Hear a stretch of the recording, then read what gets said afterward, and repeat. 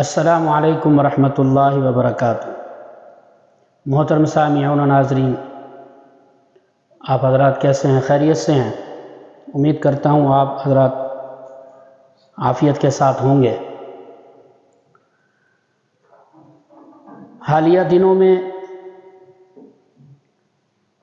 سنا ہے کہ لکی مروت میں ایک شخص نے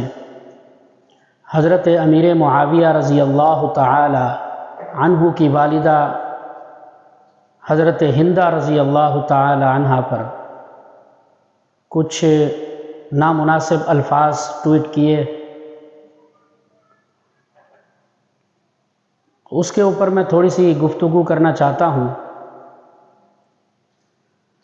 ایک بات تو یہ ذہن میں رکھ لیں کہ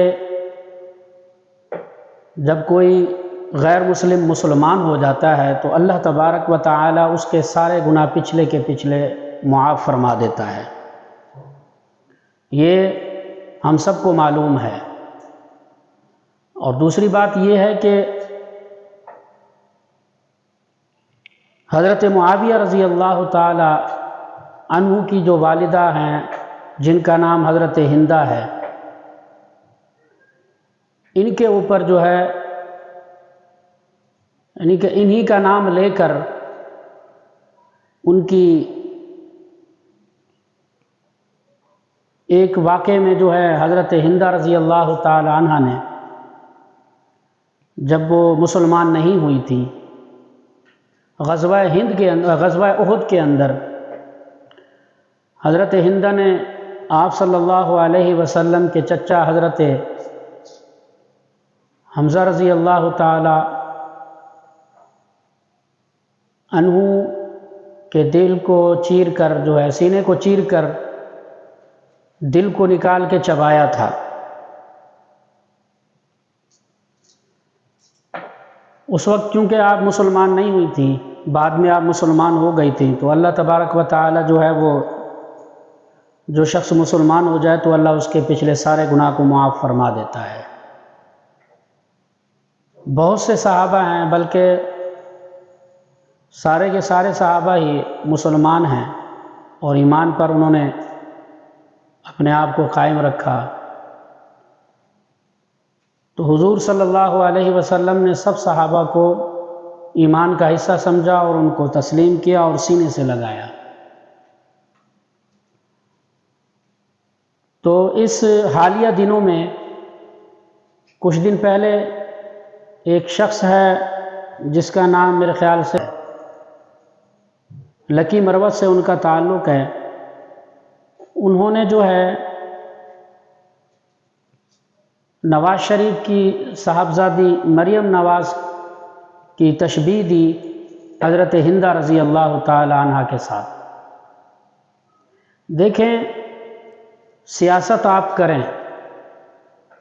آپ کو حق ہے آپ سیاست کریں، لیکن سیاست کے نام پر کسی صحابی یا صحابیات کو بیچ میں نہ لایا کریں، کیونکہ اگر ہم ان محترم اور عزت و تکریم والی ہستیوں کو اگر ہم بیچ میں لائیں گے تو ظاہر سی بات ہے ہر مسلمان کے ایمان کو جو ہے وہ ٹھیس پہنچے گی اور دل کو جو ہے ٹھیس پہنچے گی۔ ہر مسلمان نے جو ہے کلمہ پڑھا ہے، لہٰذا گفتگو میں اور اس کے الفاظوں میں تھوڑا سا خیال رکھا کریں، آپ تھوڑا کیا بالکل خیال رکھا کریں۔ اور صحابہ اکرام رضوان اللہ تعالی علیہم اجمعین کے اوپر جو ہے نازیبا الفاظ کہنے سے پہلے سوچ لیا کریں۔ میں یہ وضاحت کرنا چاہتا ہوں کہ حضرت ہندہ رضی اللہ تعالی عنہ آپ صلی اللہ علیہ وسلم کی ساس ہیں، حضرت امیر معاویہ رضی اللہ تعالی عنہ کی والدہ ہیں، اور حضور صلی اللہ علیہ وسلم کی زوجہ حضرت رملہ جن کی کنیت ام حبیبہ ہے ان کی والدہ ہیں۔ تو لہٰذا ان کے اوپر جو ہے بات کو فٹ کر دینا یہ کسی مسلمان کو زیب نہیں دیتا۔ لہٰذا جس شخص نے یہ الفاظ کہے ہیں ٹویٹ کے اندر، اب تو سنا ہے اس نے ٹویٹ سے بھی ہٹا دیا ہے، لیکن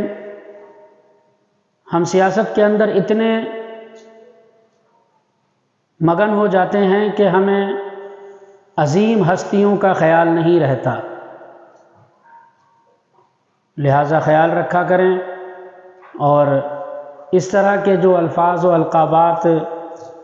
لوگ کہتے ہیں ان کو سمجھائیں کہ ایسی باتیں نہ کیا کریں، دلوں کو ٹھیس پہنچتا ہے۔ پھر بعد میں آپ حضرات کہتے ہیں کہ ملک کے اندر جو ہے فرقہ واریت ہو گئی، فسادات ہو گئے، انتشار ہو گیا۔ تو اس طرح کی باتیں اگر ہم مسلمان کریں گے تو ایک تو یہ ہے کہ اس کا اثر جو ہے باہر کے ممالک پر بھی پڑتا ہے، غیر مسلم بھی اس کو سنتے ہیں اور اس طرح کی حرکات و سکنات کو دیکھتے ہیں، تو وہ لوگ بھی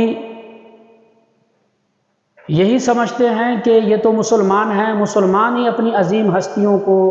نشانہ بناتے ہیں۔ تو ہمیں خیال رکھنا چاہیے، کیونکہ یہ سوشل میڈیا کا دور ہے، انٹرنیٹ کا دور ہے اور ٹک ٹاک کا دور ہے، تو لہٰذا انسان کی جو ہے وہ سوشل میڈیا کے اوپر ایک بات نکلی ہوئی وہ پوری دنیا کے اندر پھیل جاتی ہے۔ حضرت ہندہ رضی اللہ تعالی عنہ کا بہت بڑا مقام ہے، بہت بڑی فضیلت ہے، بہت بڑا مرتبہ ہے۔ قرآن مجید کے اندر ایک سورت ہے سورہ ممتحنہ، یا ایھا النبی اذا جاءک المؤمنات یبایعنک علی الا یشرکن باللہ شیئا ولا یسرقن ولا یزنین ولا یقتلن اولادہن ولا یأتین ببہتان یفترینہ بین ایدیہن وارجلہن ولا یعصینک فی معروف فبایعہن واستغفر لہن اللہ ان اللہ غفور الرحیم۔ اس کا شان نزول، اس کی تفسیر، اس کا ترجمہ اور اس کی تشریح کو جو ہے اگر ہم دیکھیں تو ہمیں سب معلوم ہو جائے گا کہ حضرت ہندہ رضی اللہ تعالی عنہ کس مقام کی عورت ہیں اور ان کی فضیلت اور ان کی اہمیت کیا ہے۔ اس کا شان نزول تو یہ ہے کہ فتح مکہ کے بعد حضور صلی اللہ علیہ وسلم کے پاس حضرت جبرائیل علیہ السلام تشریف لائے اور آ کر فرمایا کہ اللہ کے رسول صلی اللہ علیہ وسلم، یا ایھا النبی اذا جاءک المؤمنات، آپ کے پاس چند عورتیں آئیں گی اور آپ نے ان کے ہاتھ پر بیعت کرنی ہے، یعنی ان کے ساتھ آپ نے بیعت کرنا ہے اور کچھ شرائط رکھنی ہے۔ ویسے بھی ان عورتوں نے جو ہے آپ صلی اللہ علیہ وسلم کے پاس پیغام پہنچایا تھا کہ ہم آپ سے بیعت کرنا چاہتی ہیں، تو آپ صلی اللہ علیہ وسلم سے فرمایا کہ یبایعنک، آپ ان سے بیعت کر لیجئے۔ تو آپ صلی اللہ علیہ وسلم نے ان کے ساتھ بیعت کی، لیکن حضرت جبرائیل نے فرمایا کہ آپ ان کو بتا دیجئے کہ میری کچھ شرائط ہے، آپ اس شرائط کے ساتھ میں آپ کے جو ہے وہ بیعت کروں گا۔ سب سے پہلی شرط یہ ہے کہ اللہ یشرکنا، آپ اللہ رب العزت کے ساتھ شرک نہیں کریں گی، ولا یسرقنا، آپ چوری نہیں کریں گی، ولا یزنینا، اور اپنی عزت و عصمت کی حفاظت کریں گی، ولا یقتلن اولادہن، اور آپ اپنے بچوں کو زندہ درگور نہیں کریں گی۔ تو یہ ترجمہ اگر پوری آیت کا دیکھا جائے تو ہاں، اس کے اندر یہ بھی فرمایا کہ اگر یہی عورتیں ان شرائط کو مان لیتی ہیں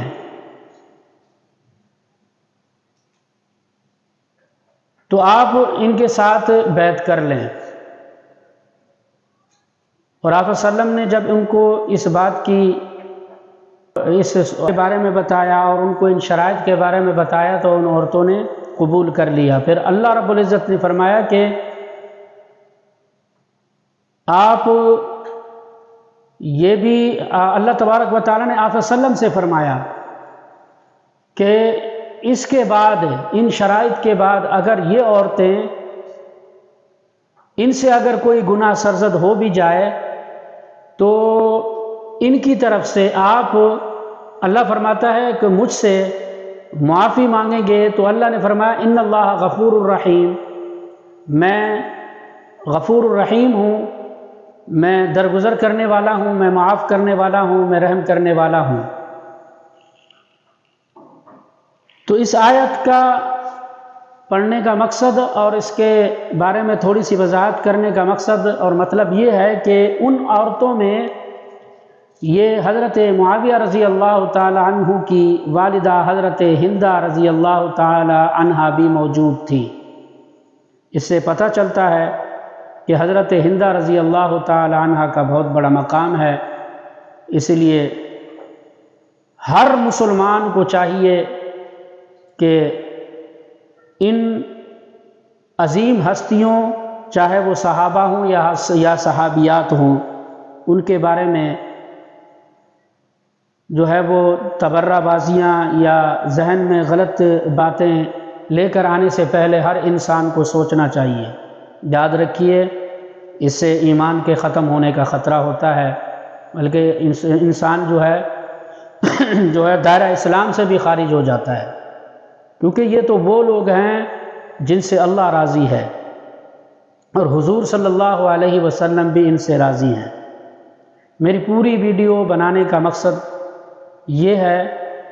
کہ اس شخص کو چاہیے کہ وہ مسلمانوں سے معافی مانگ لے اور اپنے ایمان کی اثر نو تجدید کرے، توبہ استغفار کرے۔ اللہ غفور الرحیم ہے، اللہ معاف کرنے والا ہے، اللہ رحم کرنے والا ہے، اللہ معاف کر دے گا۔ اور اللہ سے توبہ کرے اور اللہ سے یہ معافی مانگے کہ یا اللہ مجھ سے یہ الفاظ نکل گئے ہیں، میں معافی مانگتا ہوں ایسے عظیم ہستیوں کے بارے میں، اور آئندہ کے لیے بھی میں اپنے الفاظ پر توجہ دوں گا اور غلط الفاظ اپنے منہ سے نہیں نکالوں گا۔ باقی اللہ تبارک و تعالی آپ سب کا حامی و ناصر ہو، اور اللہ تبارک و تعالی ہم سب کو دین کی سمجھ کی توفیق نصیب فرمائے۔ والسلام علیکم ورحمۃ اللہ وبرکاتہ۔